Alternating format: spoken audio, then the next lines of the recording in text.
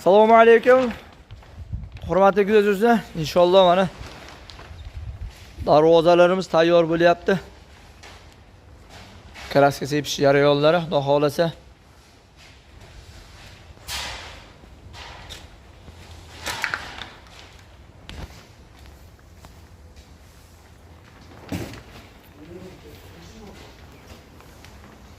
Ramkalar 8 ga 4.